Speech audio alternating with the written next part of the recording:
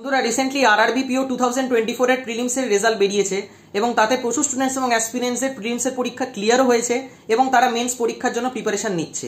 তো যাদের যাদের আরআরবি পিও প্রিলিমসের পরীক্ষা ক্লিয়ার হয়েছে তাদেরকে আমার তরফ থেকে অনেক অনেক কংগ্রাচুলেশনস। খুব ভালো করে মেন্স পরীক্ষার জন্য প্রিপারেশন নাও, কারণ মেন্সটাই তোমাকে আসল সিলেকশন দেবে এবং চাকরি দেবে। প্রিলিমসের পরীক্ষা তো জাস্ট একটা কোয়ালিফাইং স্টেজ।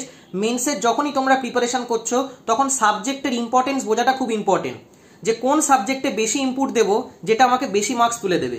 এবং আরআরবি পিওর মেন্সের পরীক্ষায় সব থেকে বেশি ইম্পর্টেন্ট যে দুটো সাবজেক্টে দেওয়া উচিত সেটা হলো ম্যাথস এবং রিজনিং, কারণ এক একটা কোশ্চেন আনসার করবে 1.25 মার্কস করে পাবে। তো সেই সম্বন্ধে পরে আমি ডিটেল স্ট্র্যাটেজি ভিডিও তোমাদের সাথে শেয়ার করব যে কিভাবে ম্যাথস এবং রিজনিং অ্যাটেম্প্ট করতে হয়, কতগুলো কোশ্চেন অ্যাটেম্প্ট করতে হয় না করতে হয়। কিন্তু আজকের এই ভিডিওটা তোমাদের জন্য নয়, আজকের এই ভিডিওটা সেই সমস্ত স্টুডেন্টস এবং অ্যাসপিরেন্টসদের জন্য যাদের আরআরবি পিও প্রিলিমসের পরীক্ষা ক্লিয়ার হয়নি। প্রচুর চেষ্টা করলাম কিন্তু তাও আরআরবি পিও প্রিলিমসের পরীক্ষা স্যার ক্লিয়ার হলো না। তো এবার কি করা উচিত আমাদের? তো দেখো বন্ধুরা, আমি সবসময় তোমাদেরকে একটা কথা বলি যে কোনো কম্পিটিটিভ এক্সামে 100% ক্যান্ডিডেট যদি অ্যাপ্লাই করে সেইখান থেকে টপ 6 থেকে 7% ক্যান্ডিডেটই প্রিলিমসের পরীক্ষা ক্লিয়ার করতে পারে এবং প্রিলিমসের পরীক্ষার পর মেন্সের এক্সাম ক্লিয়ার করে ফাইনাল সিলেকশন 2 থেকে 3%ই পায়। তো ন্যাচারালি এই জিনিসটা তোমাকে সবার আগে মনে রাখতে হবে যখন তুমি কোনো কম্পিটিটিভ এক্সামের জন্য প্রিপারেশন নিচ্ছ, এবং আরআরবি পিওর পরীক্ষা এর থেকে আলাদা কিছু নয়। তো ন্যাচারালি যতজন ক্যান্ডিডেট আরআরবি পিও প্রিলিমসের পরীক্ষার জন্য অ্যাপ্লাই করবে সেখানে সবাই তো আর প্রিলিমসের পরীক্ষা ক্লিয়ার করতে পারবে না। টপ 6 থেকে 7% স্টুডেন্টরাই শুধুমাত্র ক্লিয়ার করতে পারবে। কিন্তু যারা ক্লিয়ার করতে পারেনি তাদের কি এমন ভুল থেকে গেল যার জন্য তারা ক্লিয়ার করতে পারলো না? আজকের এই একটা সিঙ্গেল ভিডিওতেই 3খানা ভীষণ ইম্পর্টেন্ট পয়েন্টের ব্যাপারে আলোচনা করব, যে জিনিসগুলো তোমাদের রেকটিফাই করা উচিত। এবং সব থেকে মোস্ট ইম্পর্টেন্ট পয়েন্ট সেটা হলো নিজেদের অ্যাটেম্প্ট রেঞ্জকে বাড়ানো। প্রচুর স্টুডেন্টস এবং অ্যাসপিরেন্টসরা প্রিলিমসের পরীক্ষায় নিজেদের অ্যাটেম্প্টের রেঞ্জ বাড়াতে পারে না। যে স্যার আরআরবি পিও প্রিলিমসের পরীক্ষা তো দিচ্ছি কিন্তু 80খানা কোশ্চেনের মধ্যে মাত্র 50টাই অ্যাটেম্প্ট করতে পারছি, মাত্র 52খানা কোশ্চেনই অ্যাটেম্প্ট করতে পারছি। একটা সিম্পল কথা তোমাদের সাথে শেয়ার করে দিচ্ছি এবং এটাই ফ্যাক্ট, সে তোমরা মানো চাই না মানো, 50 থেকে 52 যদি তোমাদের অ্যাটেম্প্ট হয় কোনোদিনও তোমাদের আরআরবি পিওর পরীক্ষা ক্লিয়ার হবে না। তো ন্যাচারালি যখনই তোমরা আরআরবি পিও প্রিলিমসের পরীক্ষার জন্য প্রিপারেশন নিচ্ছ তখন 80খানা কোশ্চেনের মধ্যে প্রত্যেক সময় তোমাদের টার্গেট থাকা উচিত যাতে 60+ কোশ্চেন আমরা অ্যাটেম্প্ট করতে পারি। যতদিন অবধি আরআরবি পিও প্রিলিমসের পরীক্ষায় তোমাদের অ্যাটেম্প্টের রেঞ্জ 60+ না যাচ্ছে ততদিন অবধি তোমাদের প্রিলিমসের হাত সেট হয়নি, কারণ অ্যাটেম্প্টের রেঞ্জ তোমাদেরকে বাড়াতেই হবে। তোমরা যদি এই ভেবে বসে থাকো যে আমরা কয়েকটা কোশ্চেন অ্যাটেম্প্ট করব কিন্তু খুব ভালো অ্যাকিউরেসির সাথে অ্যাটেম্প্ট করব, ওই দিয়ে কখনো প্রিলিমসের এক্সাম ক্লিয়ার করা যায় না। কারণ প্রিলিমসের exam is all about speed. তোমাকে স্পিডের ব্যাপারে নলেজ রাখতে হবে এবং তার জন্য তোমাকে টেকনিক অফ সলভিং শিখতে হবে।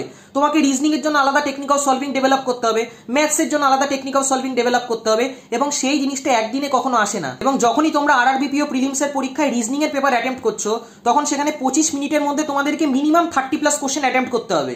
ম্যাথসের ক্ষেত্রেও তাই। প্রচুর স্টুডেন্টস এবং অ্যাসপিরেন্টসরা বলে যে স্যার 20 মিনিটের মধ্যে ম্যাথসের বেশি কোশ্চেন আমরা অ্যাটেম্প্ট করতে পারছি না, মাত্র 15খানা কোশ্চেনে অ্যাটেম্প্ট হচ্ছে, মাত্র 16খানা কোশ্চেনে অ্যাটেম্প্ট হচ্ছে। তার প্রধান কারণ হলো তোমরা টেকনিক অফ সলভিং ভালো করে শেখোনি। তাই যাহা তো টেকনিক অফ সলভিং তোমরা শিখবে তোমাদের অ্যাটেম্প্ট বাড়বেই বাড়বে। ম্যাথসের সমস্ত কোশ্চেন আমরা যদি বেসিক নিয়মে সলভ করতে যাই তাহলে কোনোদিনও অঙ্কের অ্যাটেম্প্ট আমরা বাড়াতে পারবো না। রিজনিং এর ক্ষেত্রেও সেই জিনিসটা খাটে। রিজনিং এর চাইনিজ কোডিং ডিকোডিং এর কোশ্চেন যদি তোমরা মুখে মুখে না বানাতে পারো, রিজনিং এর ইনইকুয়ালিটি যদি তোমরা মুখে মুখে না বানাতে পারো, রিজনিং এর অ্যালফা নিউমেরিক সিরিজ যদি তোমরা মুখে মুখে না সলভ করতে পারো, রিজনিং এর অ্যালফাবেটিক্যাল সিরিজ যদি তোমরা মুখে মুখে না নামাতে পারো, তাহলে রিজনিং এ তোমাদের অ্যাটেম্প্ট বাড়বে না। ম্যাথসের ক্ষেত্রেও তাই। যদি তোমরা টেকনিক অফ সলভিং না শেখো, যদি তোমরা ডিভিজিবিলিটি মেথড না জানো, যদি তোমরা ইউনিট ডিজিটের কনসেপ্ট না জানো, যদি তোমরা অপশন এলিমিনেট না করতে পারো, তাহলে ম্যাথসেও অ্যাটেম্প্ট তোমাদের বাড়বে না। প্রচুর স্টুডেন্টস এবং অ্যাসপিরেন্টস এরিথমেটিক অ্যাটেম্প্টই করতে পারে না আরআরবি পিও পরীক্ষায়, কিন্তু এরিথমেটিক তো অ্যাটেম্প্ট করতে হবে। এরিথমেটিক অ্যাটেম্প্ট করবে তবেই তো নম্বরটা বাড়বে। তো ন্যাচারালি টেকনিক অফ সলভিং এর উপর খুব ভালো করে ফোকাস করো, কারণ কম্পিটিটিভ এক্সামে টেকনিক অফ সলভিং ভীষণ ভীষণ ভীষণ ইম্পর্টেন্ট রোল প্লে করবে। কারণ যে স্টুডেন্ট টেকনিক অফ সলভিং এর উপর ভালো করে ফোকাস করবে তার অ্যাটেম্প্ট অবধারিত বাড়বে, এবং অ্যাটেম্প্ট তার বাড়বে মানেই তার মার্কস বাড়বে এবং সে খুব ইজিলি কাট অফ ক্লিয়ার করতে পারবে। এবং তার জন্য যদি তোমাদের কোথাও গাইডেন্সের প্রয়োজন হয় তো তোমরা গাইডেন্সও নিতে পারো। আমি নিজেও পার্সোনালি সমস্ত ব্যাংকিং এক্সামসের জন্য অনলাইনে ম্যাথস এবং রিজনিং পড়াই। তো তোমরা যদি চাও তো আমার সাথেও কন্ট্যাক্ট করতে পারো। আমার হোয়াটসঅ্যাপ নাম্বার 8617204564। তো যদি তোমরা গাইডেন্স চাও তাহলে কল করো না, হোয়াটসঅ্যাপ করো, কারণ কল অনেক সময় আমি ধরতে পারি না। আমি নিজে আইবিপিএসপি এবং আইবিপিএস ক্লার্ক দুটো পরীক্ষাই ফার্স্ট অ্যাটেম্পটেই ক্লিয়ার করেছি। তো ন্যাচারালি তোমাদেরকে খুব ভালো করে গাইড করতে পারবো যে কি টেকনিক অফ সলভিং হওয়া উচিত, কিভাবে একটা কোশ্চেনকে অ্যাপ্রোচ করা উচিত যাতে করে কোশ্চেন সলভিং টাইমটা আমরা কমাতে পারি এবং নিজেদের অ্যাটেম্প বাড়াতে পারি। কারণ যে কোনো কম্পিটিটিভ এক্সামে আরআরবি পিওর পরীক্ষায় তোমরা দেখে নাও, অ্যাটেম্প যদি তোমাদের কম হয় সে তোমরা যত ভালো করেই শেখো না কেন তোমাদের প্রিলিমসের পরীক্ষা ক্লিয়ার হবে না। তো ন্যাচারালি অ্যাটেম্প বাড়ানোর জন্য তোমাদের টেকনিক অফ সলভিং শিখতেই হবে, যে রিজনিং এর কোশ্চেনকে কি টেকনিকে সলভ করা উচিত, ম্যাথসের কোশ্চেনের মধ্যে কি টেকনিক লাগানো উচিত, যেটা দিয়ে আমরা আমাদের অ্যাটেম্প বাড়াতে পারি এবং কাট অফ ক্লিয়ার করতে পারি। Second most important point, question selection. যখনই তোমরা আরআরবিপিও পরীক্ষায় কোশ্চেন সিলেক্ট করছো, তখন প্রচুর স্টুডেন্টস এবং অ্যাসপিরেন্টসরা মক টেস্ট সলভ করে একটাই হিটে। আরে মক টেস্ট জীবনেও আমরা একটা সিঙ্গেল হিটে সলভ করি না, এবং এই জিনিসটা তোমাদের মাথায় রাখা উচিত।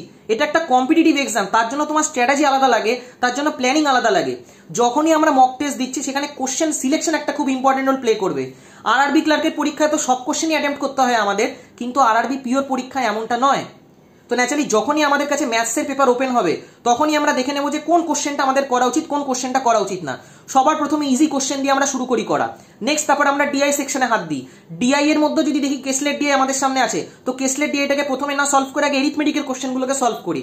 কারণ কেসলেট ডিআই একবার তুমি যদি হাত দাও এবং কেসলেট ডিআই এর ডেটা বাই চান্স তোমার যদি না ম্যাচ করে, তাহলে তোমার টাইমটাও নষ্ট হলো এবং কোনো কোশ্চেন মিললেও না। কিন্তু তার বদলে তুমি যদি এরিথমেটিকে হাত দাও, তাহলে এরিথমেটিকের ওই টাইমের মধ্যে অনেকগুলো কোশ্চেন সলভ হয়ে যাবে এবং তোমার অ্যাটেম্পটও বেড়ে যাবে। কারণ প্রত্যেকটা question same number of marks carry করে। আজকে তুমি ডিআই এর 5টা কোশ্চেন সলভ করবে, সেখানেও প্রত্যেকটা কোশ্চেনের জন্য 1 নম্বর করে অ্যালার্ট করা থাকবে, এবং তুমি এরিথমেটিকের একটা কোশ্চেন সলভ করবে, সেটার জন্য 1 মার্ক করে অ্যালার্ট করা থাকবে। তো ন্যাচারালি নিজেদের কোশ্চেন এমন ভাবেই সিলেক্ট করো যাতে টাইমটা নষ্ট না হয়। প্রচুর স্টুডেন্টস এবং অ্যাসপিরিয়েন্টসরা হ্যাপাসেটলি পেপার অ্যাটেম্প্ট করে। আর এটা একটা সরকারি চাকরির পরীক্ষা, এটা তো সস্তা জিনিস নয়। এটার জন্য আলাদা স্ট্র্যাটেজি লাগবে, আলাদা প্ল্যানিং লাগবে, আলাদা টেকনিক লাগবে। মক টেস্ট সলভ করারও টেকনিক আছে, যেটা দিয়ে আমরা আমাদের কোশ্চেনকে সিলেক্ট করি এবং যে কোনো মক টেস্টকে আমরা 3 হিট মেথডে সলভ করি। তো ন্যাচারালি এই সমস্ত জিনিসগুলো তোমায় শিখতে হবে। যে স্টুডেন্ট এই সমস্ত টেকনিকগুলো জানে না, সে কি করে এই জিনিসটা এক্সপেক্ট করতে পারে যে হ্যাঁ পরীক্ষা দেবো আর আমার প্রিলিমসের পরীক্ষা ক্লিয়ার হয়ে যাবে? এমনটা নয়। যে কোনো জিনিসের জন্য প্রপার ওয়েতে তোমাকে তৈরি হয়ে তারপর যেতে হবে, যাতে করে তোমার সেই পরীক্ষাটা গিয়ে ক্লিয়ার হয়। রিজনিং সেকশনের ক্ষেত্রেও তাই। যখনই তোমরা রিজনিং এর পেপার অ্যাটেম্প্ট করছো, সবার ফার্স্টে মিসলেনিয়াস কোশ্চেনে হাত দাও। সে যত ইজি পাজেলই তোমাদের সামনে থাকুক না কেন, সবার আগে তোমাদের টার্গেট থাকা উচিত মিসলেনিয়াস কোশ্চেন সলভ করা, যেটা দিয়ে তোমার কনফিডেন্স লেভেলটা বাড়বে। তারপরে পাজেলটাকে অ্যাপ্রোচ করো, এবং একবার যখন তোমার মিসলেনিয়াস সেকশন হয়ে গেল, তারপর পাজেলসগুলোর মধ্যে সিলেকশন করো যে এই পাজেলটাকে আমি হাত দেবো, কারণ এই পাজেলটা আমার স্ট্রেংথ বেশি আছে। ওই পাজেলটা আমি হাত দেবো না, কারণ ওই পাজেলটায় পসিবিলিটি আমার বেড়ে যেতে পারে, ওই পাজেল আমার ডাইরেকশন বেড়ে যেতে পারে। তো ন্যাচারালি এমন পাজেলে হাত দেবো যেটা আমার সহজে গিয়ে মিলবে, কারণ প্রত্যেকটা পাজেলই সেম মার্কসই ক্যারি করে। তো ন্যাচারালি এরকম ভাবে নিজেদের প্রিপারেশন করো। এবং থার্ড ইম্পর্টেন্ট পয়েন্ট, কনসেপ্টের উপর খুব ভালো করে ফোকাস করো, বিশেষ করে ম্যাথস এবং রিজনিং এর। কারণ কনসেপ্টই তোমাকে ফাইনাল সিলেকশন দেবে। যখন তোমরা প্রিলিমসের পরীক্ষা ক্লিয়ার করে মেন্স দিতে যাবে, সেখানে দেখবে পিওর কনসেপ্ট লাগছে। তো ন্যাচারালি এক একটা চ্যাপ্টারের উপর বেশি পরিমাণে টাইম দাও। টাইম তুমি যদি ভালো করে না দাও, তাহলে কেউ তোমার কম্পিটিটিভ এক্সাম ক্লিয়ার করাতে পারবে না। এক একটা চ্যাপ্টারের উপর তুমি যদি 10টা 20টা করে কোশ্চেন করে ছেড়ে দাও, জীবনেও তোমার কোনো কম্পিটিটিভ এক্সাম ক্লিয়ার হবে না। প্রত্যেকটা চ্যাপ্টারের জন্য ইনডেপথ নলেজ থাকাটা ভীষণ ভীষণ ইম্পর্টেন্ট। যার কনসেপ্ট যত বেশি স্ট্রং, তার সিলেকশনের চান্সেসও তত বেশি স্ট্রং। একবার কনসেপ্টগুলোর উপর খুব ভালো করে ফোকাস করো, খুব ভালো করে শেখো, তারপর যে কোনো এক্সাম তুমি ক্লিয়ার করতে পারবে। সে আরআরবি পিওই হোক, আরআরবি ক্লার্ক হোক, আইবিপিএস পিও হোক, আইবিপিএস ক্লার্ক হোক, এসবিআই পিও হোক, এসবিআই ক্লার্ক হোক, সমস্ত পরীক্ষারই সেমই প্যাটার্ন। কিন্তু তার আগে তোমাকে কনসেপ্টের উপর খুব ভালো করে জোর বানাতে হবে। যার কনসেপ্ট স্ট্রং নেই, যার ফাউন্ডেশন স্ট্রং নেই, সে যতই কোশ্চেন প্র্যাকটিস করুক না কেন, তার পরীক্ষা কখনো ক্লিয়ার হবে না। তো ন্যাচারালি খুব ভালো করে প্রিপারেশন করো এবং চেষ্টা করো তার কাছ থেকেই গাইডেন্স নেওয়ার, যে অলরেডি ফিল্ডে সিলেক্টেড, যাতে তার টেকনিক অফ সলভিং, তার মেথড অফ সলভিং খুব ভালো করে শিখতে পারো এবং সেই জিনিসগুলোকে পরীক্ষায় অ্যাপ্লাই করতে পারো। তো ন্যাচারালি ডিমোটিভেটেড হয়েও না, সামনের এক্সামসগুলোর উপর খুব ভালো করে ফোকাস করো। এবং আই হোপ তোমাদের এই ভিডিওটা দিয়ে কিছুটা হেল্প করতে পারলাম। ভিডিওটা যদি তোমাদের ভালো লেগে থাকে, তাহলে অবশ্যই লাইক এবং বন্ধুদের সাথে শেয়ার করো। Thank you.